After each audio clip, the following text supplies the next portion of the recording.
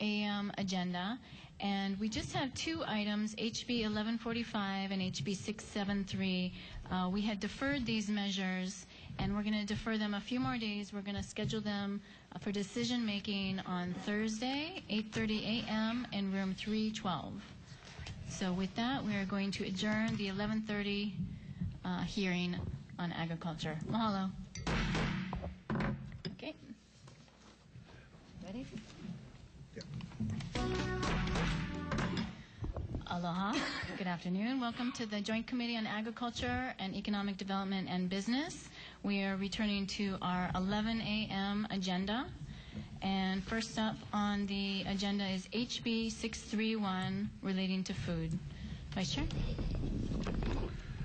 Okay. In regards to House Bill 631, we have received testimony, and the list of testifiers who have submitted testimony is online. And in the interest of time, is there anyone here that wants to provide oral testimony regarding House Bill 631? If you can, please come up to the mic and identify yourself.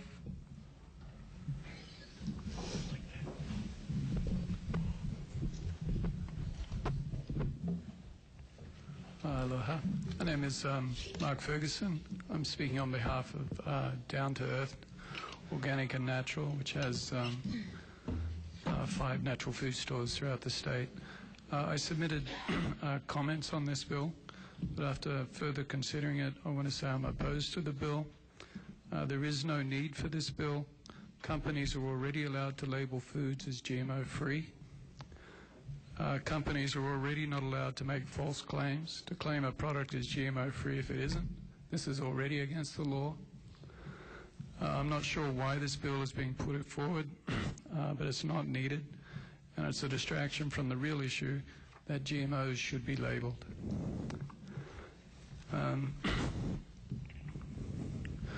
Just with regard to be bearing the cost of testing and ensuring their processes make sure that there isn't cross-contamination.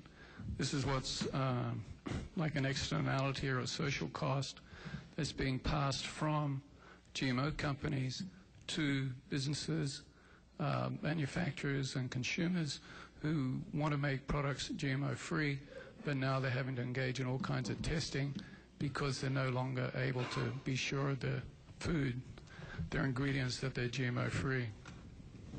So this cost should be borne by the GMO companies.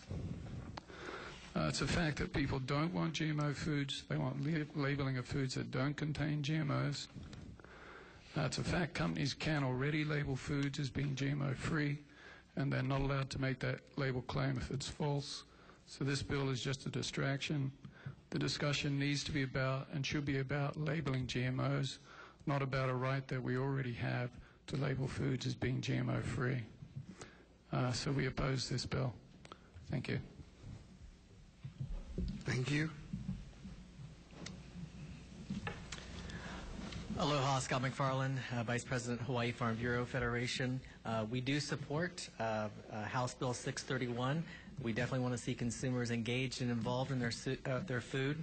We, in our written testimony, have asked you to take a look at some of the provisions and suggestions we have around the injunctive relief provisions. We think that we could see higher adoption of this by the food supply chain participants to actually do this step if we re-examine some of the injunctive relief provisions. That's all I have. Thank you. Thank you. Good afternoon, Alicia Malufiti, Executive Director of the Hawaii Crop Improvement Association. We love this bill. We think we should just label it GMO-free. Label it all 20%, label it GMO-free. Recently, it just came out in the Star Advertiser, the Institute of Taxation and Policy says that Hawaii not only has the highest cost of living in the country, we have the highest overall taxes on the poor. And unfortunately, what would happen with the label GMO product initiative is that tax would be passed on to the people who really can't afford it. So we do support the ability to, the right to affordable food, that is something that we're going to support, and especially for our working families. Many of them couldn't be here today. Many are working 2 jobs just to make sure they can put that GMO food on the table. We like this bill. Thank you. Anyone else testifying? Nomi? Aloha, committee representatives. My name is Nomi Carmona with Babes Against Biotech. 631. Wow, we are strongly opposed to 631. I would actually consider it an affront to the organic and non-GMO communities if you were to pass this. 1,000 people marched down Baratania at 9 a.m. on opening day demanding GMO labeling, not non-GMO labeling. I'm asking you to please hear your constituents, not the executives and the representatives and the registered lobbyists for the biotech industry, which we've already demonstrated to you for so many reasons is not at all congruent with our goals of sustainability in Hawaii. We're very concerned that this targets non-GMO and organic farmers. So we're here asking for a GMO labeling bill, and we get an invitation to label non-GMO and then penalize our farmers whose farms may be contaminated by these GMO operations we don't even want here to begin with. So labeling non-GMO and then penalizing people, of course we don't want people to lie about whether or not they're GMO. We have much more pertinent legislation in front of us right now to label GMO. Don't label the food that is natural and safe and real. We're asking you to label the food that causes sterility and cancerous tumors and endocrine disruption and a number of other health risks I've detailed for you in my earlier testimony of 207 scientific studies demonstrating why GMOs are unhealthy. Why should the burden be placed on those who are practicing sustainable best practices of their farming?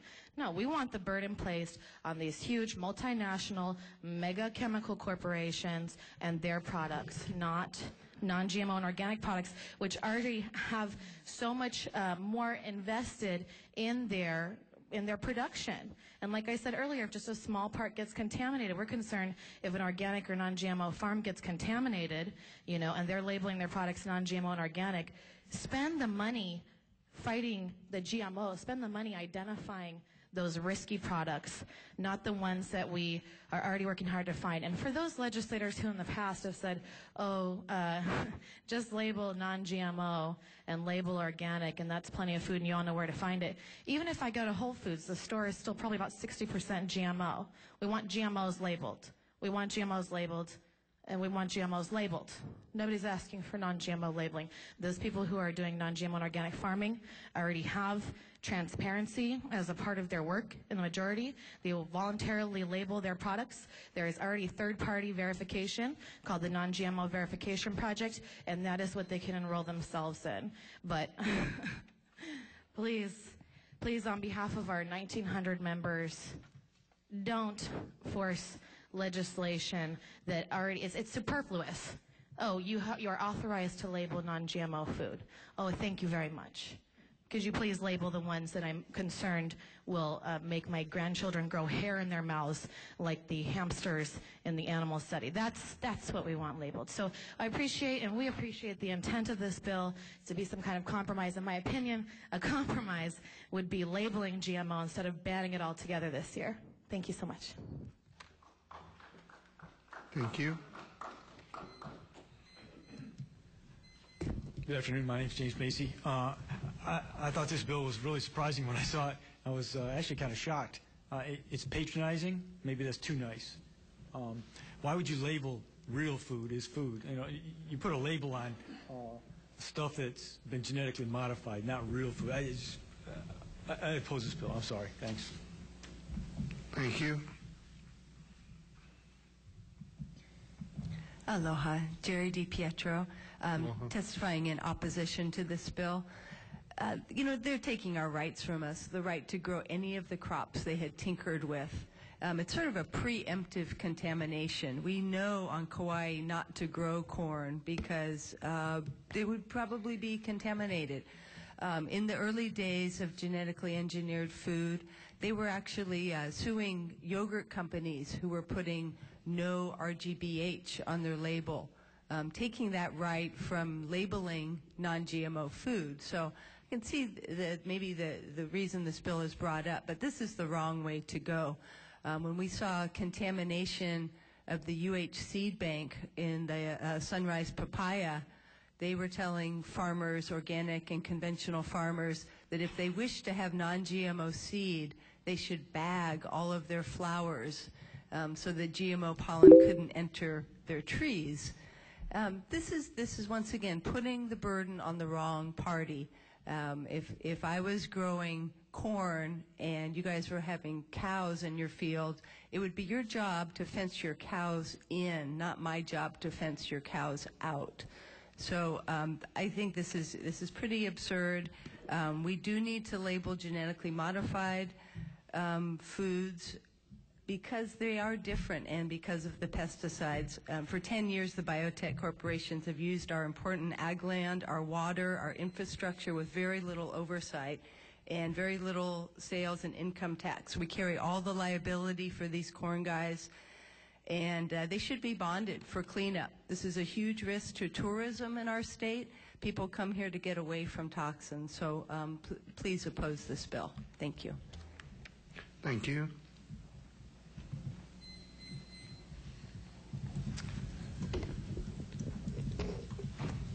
Good afternoon, Chair Willie, Vice Chair Onishi, and members of the committee. I'm Paul Achitoff, attorney with Earth Justice, and we oppose this bill, which purports to authorize the voluntary labeling of foods not produced through genetic engineering as not genetically engineered.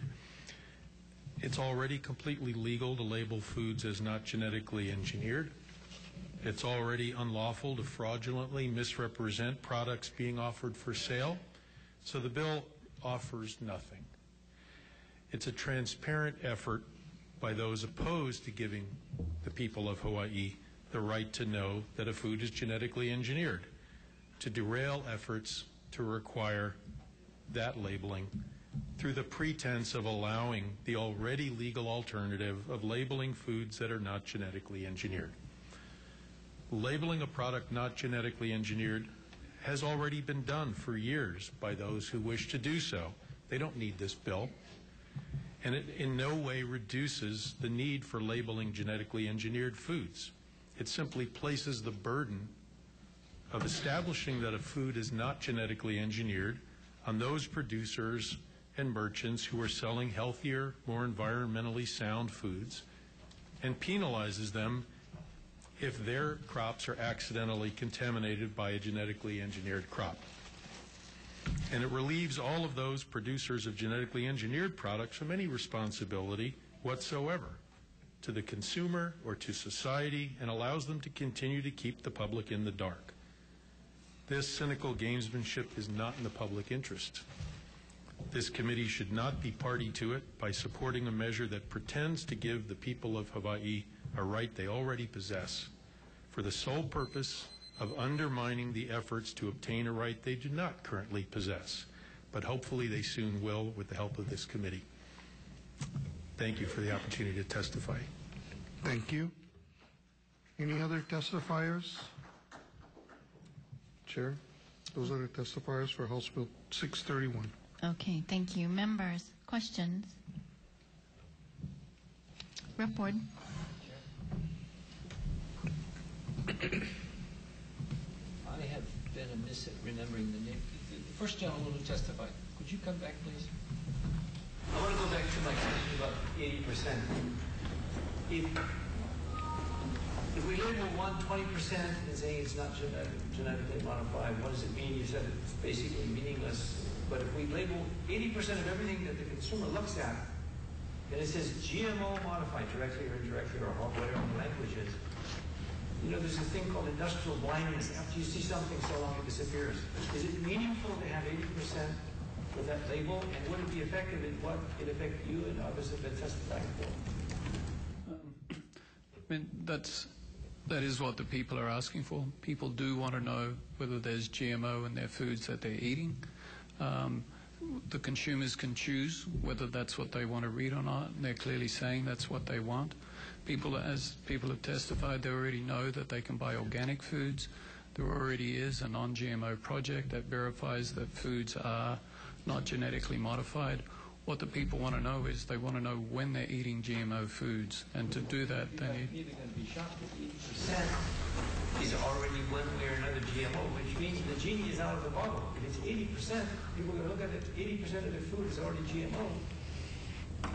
Does that really have the same impact? In other words, are we a bit late doing any of this stuff to be effective? Well, people can shut down 80% of their diet. We're definitely late. There's no question about that. People have been asleep at the wheel as this has happened. But by labeling, then people will have the choice. And food manufacturers, if customers exercise the choice and start saying we don't want foods with GMO in them and start switching to other kinds of food manufacturers will then start saying to their suppliers, look, I don't want GMO ingredients. Make sure I'm getting foods that don't have GMO in it. And then there will be a change in industry. Farmers and growers will stop growing GMO seed and GMO crops. They'll start growing GMO-free crops or regular conventional crops, and that will be the answer to your question. Okay, pick out a supermarket in Europe or in Paris or Vienna. Because most of the Europeans have been very anti-GMO. Is that having taken place, what you just said, in the European countries? GMO is not economically viable in Europe because the people took a stand and got labeling early on, and so GMOs are not economically viable there. So what percentage of the food has GMO? In Europe? Yes. I mean, I don't have the exact answer to your question, sir, but I imagine it's quite small. Does anyone else know the European or the Japanese content? Because if those things do take place, we should know. Hector, come to the microphone, please. Yes, my mic wasn't turned on and I got chastised. You must come and be heard. Which country were you speaking about? Or continent? Hi, Hector Valenzuela. In Europe, the animal feed has high levels of percentage of genetically modified crops, but fresh produce has very low levels, and processed products also have low levels of contamination of genetically modified crops. Therefore, it is in one of the earlier bills, the manure that has GMO as a residual kicks in the GMO label factor. So the Europeans are looking aside from what otherwise this earlier bill, but I know that's not the subject of now. Thank you very much for that. Thank you, Chair. And Hector, actually I have a follow-up question, if you don't mind. Do you know the percentage for the local produce, whether it's produced in Hawaii or imported, what the GMO percentages? Local produce, you're talking mostly about GMO papaya, some sweet corn, some GMO squash. But for sweet corn and squash, I believe it's a lower percentage in terms of in the markets, just because a lot of the commercial growers just chose not to grow that GMO varieties. So generally very low except for papaya. And how about imported crops, produce? Same. So you have GMO sweet corn, GMO papaya, maybe sugar cane, sugar, but it's a lower proportion than the amount available in processed foods. Mahalo. Members, any other questions? Okay, with that, let's move on to the next bill, HB 479, relating to enterprise zones. Vice Chair? Okay, likewise, HB 479, we have received testimony, and that testimony is available online. Is there anyone here that would like to testify orally regarding this bill? If you do, can you please come to the mic?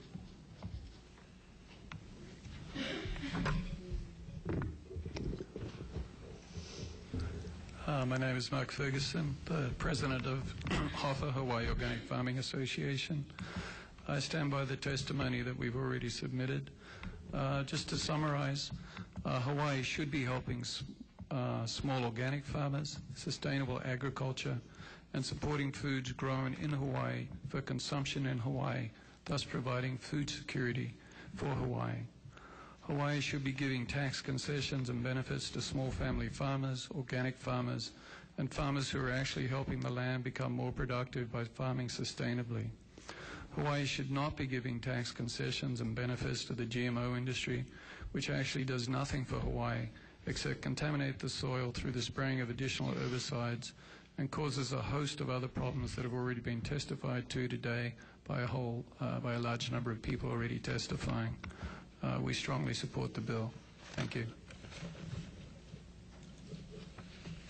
Thank you. Aloha, Nomi Carmona, Babeskins Biotech. And of course, we are in strong support of HB 479. Representing over 1,900 members, we want to ask, why should companies who are introducing genetic toxins into our soil, environment, and air be allowed any tax relief whatsoever? GMOs are banned at some level in 29 countries, and their makers have been exiled from numerous countries and sued time and again for chemical poisoning, including one of the biggest lawsuits in the history of the United States, was by Monsanto's own home county for chemical poisoning. Almost the entire area got cancer. These people don't deserve any tax breaks. Those are for companies and businesses and organizations and individuals who are contributing to society. And we can see nothing that are benefiting. They're a seed industry. They're experimenting on us, and they're making all their seeds here because they can turn 3 to 4 crops per year versus 1 to 2 anywhere else. And the United States is one of the last places in the world who's allowing them to grow in the open air, much less experiment on our constituents. Our organization was actually formed in response to the dire condition of the legislation regarding GMOs. And I do stand by my written testimony as well. But these companies that are conducting research, in addition to threatening our very fragile ecosystem and home of the most endangered species in the world, they're literally exposing us to components of war chemicals and spraying it next to schools and kupuna homes. As I mentioned earlier, class action lawsuits are starting to pop up, and these are not farming companies, these are chemical companies who seek to increase the sale of chemicals and their pestilential expansion and cross-contamination of other crops, which are patented and now have been determined to literally be viral genetic alterations on life. They're the most endangering. We don't even want them here at all. We don't think they should be allowed to farm in the open air, period. This is the most pressing issue that I'm aware of with anyone in our community who I know is about GMOs. We don't want them here, and we certainly don't want to be giving them any tax breaks. Real quick, I just want to address the GMO industry impacts on our local economy. Because they're shipping all of this seed out, so they're experimenting on us. We don't get anything for that. They're shipping the seed out of state, and they're not paying taxes on the seed, too. They're exempt from GE taxes. They shouldn't be having any tax breaks. This should not be a biotechnology haven. This should not be ground zero for GMO experiments worldwide, and yet it is. So while we still have rich soil, which their monocropping and failure to plant cover crops and heavy chemical abuse on the land continued over and over, it's killing the microorganisms in our soil that we need to even grow anything at all. Molokai is turning into a dust bowl. The soil is literally flying up into the air and bleeding into the ocean when it rains. We will turn Hawaii into a chemical wasteland if we continue to allow these companies to do that. And maybe that's what we have to do to teach the rest of the world. This is why you don't let GMO chemical corporations come in and do whatever they want. So let's get rid of this safe haven, get them out of here. They don't deserve any tax support, any tax incentives, and as a matter of fact, we propose that they be heavily additionally taxed. They should have to be paying for what we're going to have to do to rehabilitate this land, which we may never even be able to grow food on again. Medical rehabilitation, agricultural rehabilitation, and social rehabilitation, considering what it's going to cause. And they're spraying 2,4-D across from houses.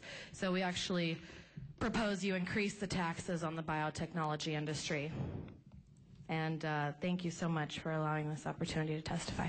Mahalo. Thank you. Good afternoon. Alicia Malofiti, Tiras for Technology. And we were formed in order to dispel the misinformation being put out by Babes against biotech. But, listen, the biotech industry, ag biotech, I mean, the enterprise zone is working. If you look at the purpose statement, we're looking at areas that need to have some influx of investment. It's a very short term, and I believe there's a hiatus on the excise tax exemption, number one. But these are specified areas of the various counties that need this influx of monies. They don't get it for free. It's only a partial. It's not the entire excise tax, and it's only for a short period of time. And what has resulted in it is we now have a $250 million industry, and those are dollars that get spent here in Hawaii. They stay in Hawaii. It pays for labor, materials, products, health care, all the benefits. And the biggest benefit to the state is $20 million in taxes. So the program is working successfully, and like I said, it's short term. It's temporary, and it's something that should continue. I mean, I appreciate that we had the big anti-biotech day here at the Capitol. I can get this all out at one time. But really, they are providing a wonderful economic contribution to the state, 2,000 employees. And by the way, every year they have to submit a report that justifies the exemption. And then if they don't qualify, guess what? It gets removed. So I think the regulators are doing a good job of making sure that the exemption is used appropriately. And it's something that I think the industry appreciates. They don't rely on it. But don't just carve them out of what was intended to be a statewide initiative simply because we have some people that oppose the industry. Thank you. Thank you. Aloha mai kako. My name is Juanita Kawamoto, and I'm here as a Native Hawaiian citizen advocate. And I support House Bill 479. As far as tax breaks are concerned, as I've made clear in other statements that I stated prior to this, we want people included in our community decision process. If we don't know where their farms are, if we don't understand what's going on, we have no data, we have no interest in the impacts that are being made, why are we being asked as a community to go ahead and give any consideration in this matter? We give breaks and subsidies and support to people who participate in our community through the process all the way from the neighborhood board all the way up through our legislature. So I don't believe that this is something that's being shared with our community, and therefore, again, I support this bill. Thank you for the opportunity to testify. Thank you. I just want to say a couple of things. Can you give your name, please? Aubrey Allen, hi again. And I support this bill. I think that these companies that are the richest companies in the world, it's like, why do they want tax breaks? Like, they don't make enough money as it is. They're trying to rob the poor to give to the rich. And Babes Against Biotech are not against technology. We're just against technology that poisons people. And any kind of poisoning that's happening here with these GMO companies, that doesn't deserve any kind of tax break. Thank you. Michael Brody Jr. I just wanted to say that Alicia is completely correct. The economic success of GMOs has been in the short term. Once again, FDR, Franklin Delano Roosevelt, once said, "The nation which destroys its topsoil destroys itself." My ancestors knew corn, beans, squash. How many have heard of corn, beans, squash? Three Sisters Guild. If you want to grow corn, you plant it with beans. Corn needs nitrogen. Beans fix the nitrogen. You also plant it with squash for your ground cover. What Monsanto, Pioneer, Syngenta do is monocrop. They do not plant the beans for the nitrogen. They do not plant the ground cover. This depletes the soil over time. The economic success we are seeing will only be in the short term, as accurately identified by Alicia Malufiti. Mahalo. Thank you. Any other testifiers on House Bill 479? Madam Chair, that's the list of testifiers. Thank you. Members, questions? Madam Chair. Yes, Rep. Suji. Thank you very much. Ms. Carmona? Hello. You support this legislation. I do. In particular, can you start off by giving me your interpretation and definition of the Enterprise Zone Partnership Program? I don't know enough about it to give you my full interpretation. My full interpretation at this point is that the GMO industry in Hawaii needs no more tax breaks. So I'm afraid I am not a legislator. I'm not an attorney. I'm not a lobbyist. I'm a foodie. I love food. I love the way it tastes. I don't like the way it's changed over the last several years. So this is all new to so many of our people, too. We haven't been involved in the legislature, and this is the price we're paying. These are the kind of representatives that are occupying this house. While we haven't been paying attention and we haven't been involved in politics and knowing what an enterprise zone and all of these different things, I mean, I had to teach myself how to teach a bunch of people to submit testimony on these things that are so important to us. So this is really new to a lot of our constituents. We're just starting to get involved and engaged again in the democratic process. We've been so discouraged by our legislators in the past siding with big business that we're really having to start from scratch and teach ourselves how to protect ourselves and teach ourselves how to get involved. Thank you. My I commend pleasure. you for your community participation and you spending time this long day to provide your testimony. But okay, in very short, let me tell you, this in particular is polarized towards the State Enterprise Zone Partnership. And it wasn't something that came up just recently and popped up and sounds something that is helpful to certain elements doing business in the state of Hawaii, including those in the biotech industry or the genetically modified industry. It's a joint participation with the state and county, with efforts put together so we can stimulate economic development. And for those that would like to participate and provide for economic development, sustainability and economic development, lower the unemployed, et cetera, there's certain incentives. And apparently this bill is saying we should take away incentives from this particular group. So in a way, I'm sort of disappointed something like this comes up because it's polarized and it's geared to just one sector of the community. I think you mentioned that in the European countries there are about 19 or 29 or so. 20 what? In the European countries that do not promote or do not support GMO right now. Okay. Of those, again, and I'm understanding your limited knowledge as far as enterprise zones are concerned, do you have any idea in these countries that prevent such activity are located in the enterprise zone?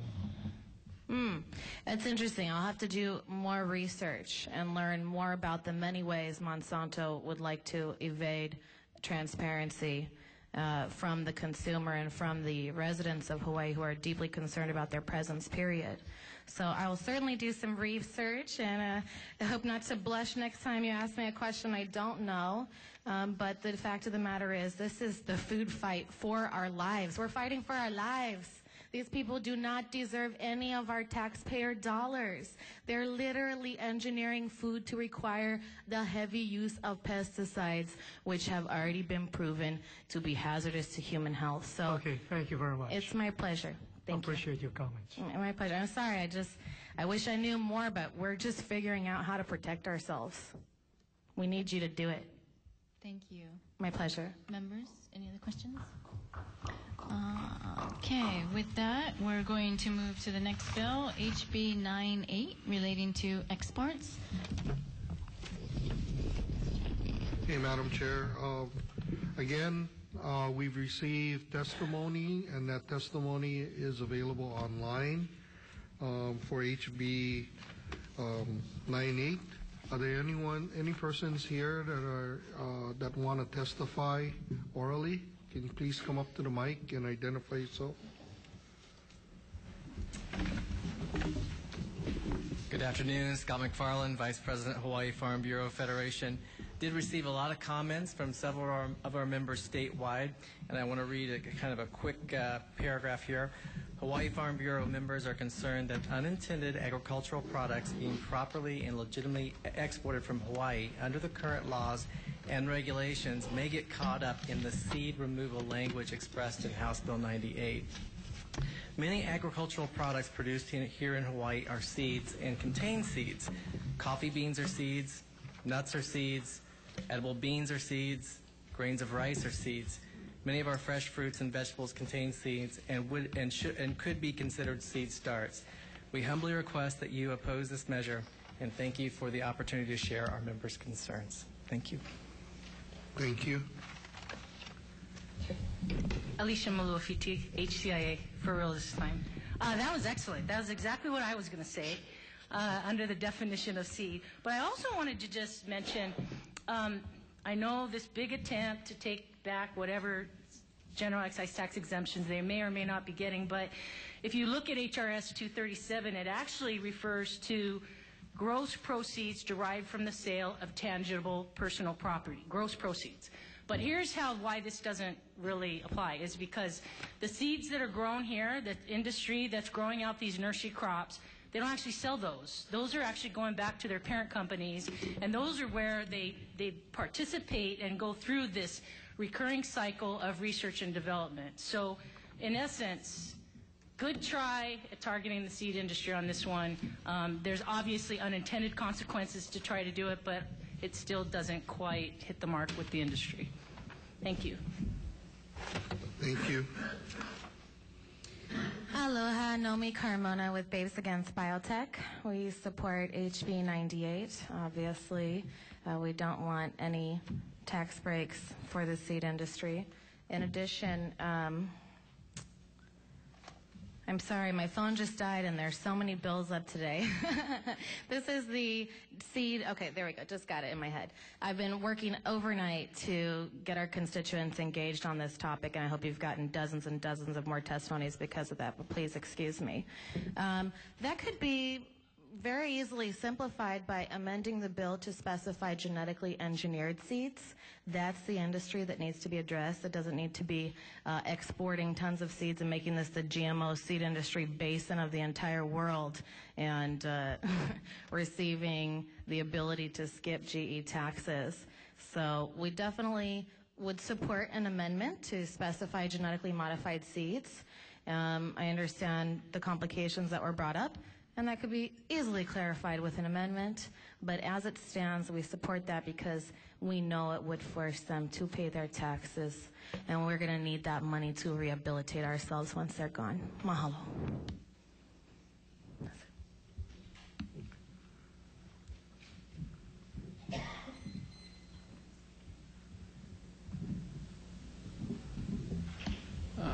Mark Ferguson, President of HOFA.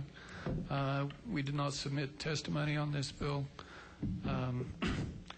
We support the passing of this bill for the same reasons that we've already discussed in relation to the last bill we just considered, that there shouldn't be tax concessions to this industry. Tax concessions should be going towards farmers who are producing food for consumption in Hawaii, not towards the seed industry that is growing GMO seed for export elsewhere, and Hawaii not deriving any benefit from that. Thank you. Is there anyone else that wants to testify? Hey, Madam Chair, those are all the testifiers for House Bill 98. Thank you, Vice Chair. Members, questions? No? Okay, I'll ask. Rep. Suji, Chair Suji. Let me see, is Ms. Maluafiti still out there? Yes, she is.